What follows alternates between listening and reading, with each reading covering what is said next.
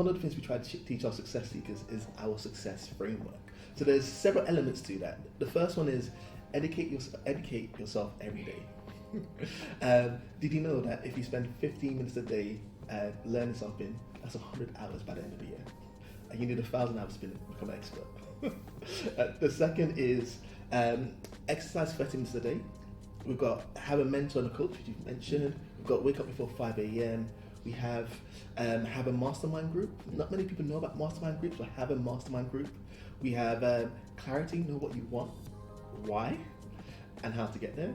We've got act fast, embrace your fears, and leverage other people's times. Now, you've mentioned some of these already, but what do you think about these frameworks and how have you applied them in your life?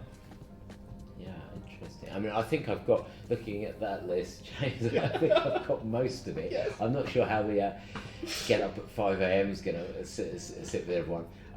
But part of my routine is, I'm probably older than much of the audience here, but I try and keep fit and healthy, and so part of my regime is to exercise. Yeah. So I do, it's not 5 a.m, but I do gym 3 mornings a week at 6 a.m, and then I go for runs and do some other stuff in between. So I guess I tick the box for exercise every day, and that's a good thing.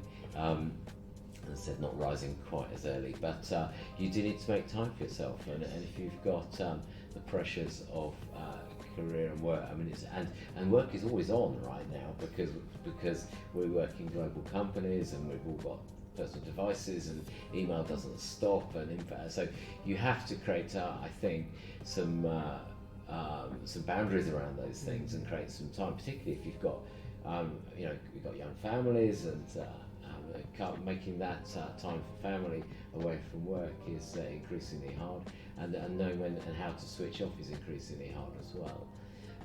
So that's part of sort of my framework, that I actually have my phone sets itself to sleep, which means I don't see anything, even though they're coming in. I think it's after about 9 o'clock at night, and I just so that's great, right? Because I'm not often on there on the weekends, and I encourage the team the same way. So that's something that's in sort of my bit of the framework. But we talked about some of the others. I think you're spot on. There are, embrace your fears. So there's a confidence. There's a confidence that comes with experience in your career, and you face different situations and find your way through those, successfully or not. But in either case, there's a lot to be learned, and I think there's a point that you get to where that confidence can carry you through difficult situations. And I used to have, talking in front of lots of people. I think lots of people have that as a sort of, I'm not sure I'm very comfortable about that. But you learn that if you've done it once or twice before, you're going to be all right. Beyond the first 30 seconds, perhaps of sort of a little bit rabbit in the headlights. And to the earlier point, if you do the homework and the research, then oftentimes they can't shut you up because you know what you want to talk about, and it's much more natural. So there's a mechanism there, which is, and if I'm doing something, I write it out, and I make sure I practice it 3 times, not 2 times at one time, just 3 times.